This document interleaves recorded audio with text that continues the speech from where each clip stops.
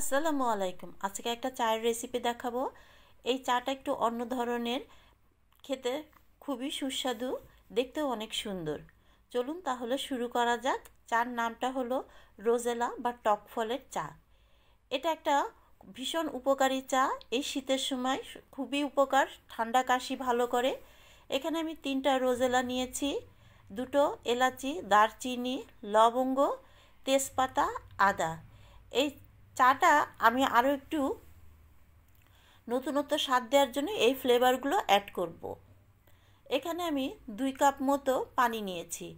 যেই কাপে আমি চাটা পরিবেশন করব সেই কাপেরই 2 কাপ মতো আমি পানি নিয়েছি।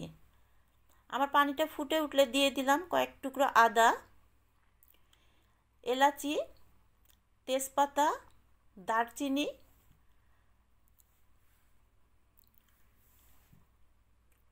লবঙ্গ।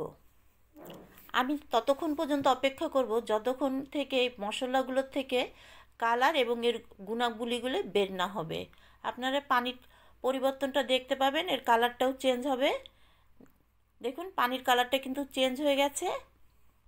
এখন আমি সেই রোজেলা বিচি থেকে বের করে দিয়ে দিব। এখানে আমি 3টা রোজেলা নিয়েছি 2 কাপের জন্য। 2টো রোজেলাই যথেষ্ট 1 কাপ চার জন্যে। এটা খুবই একটা উপকারী চা।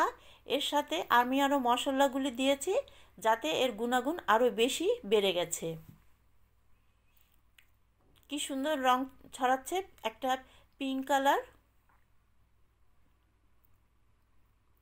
এটা স্কিন সুন্দর করে, অনেক উপকার এতে। আপনারা অবশ্যই এটা ট্রাই করবেন।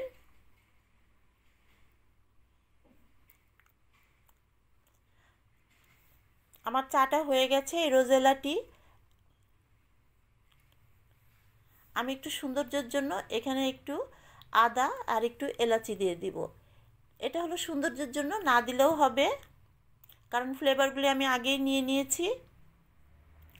আমি এখানে কোনো ধরনের চিনি ব্যবহার করব না। চিনি ব্যবহার না করাই ভালো। এটা একটু হালকা টক টক লাগবে, কিন্তু খেতে ভালো লাগবে। এই চায়ের রেসিপিটা অবশ্যই আপনারা ট্রাই করবেন। যদি ভালো লাগে তাহলে একটা লাইক, কমেন্ট, সাবস্ক্রাইব করে দেবেন। দেখা হবে পরবর্তী কোনো একটা রেসিপি নিয়ে। আল্লাহ হাফেজ।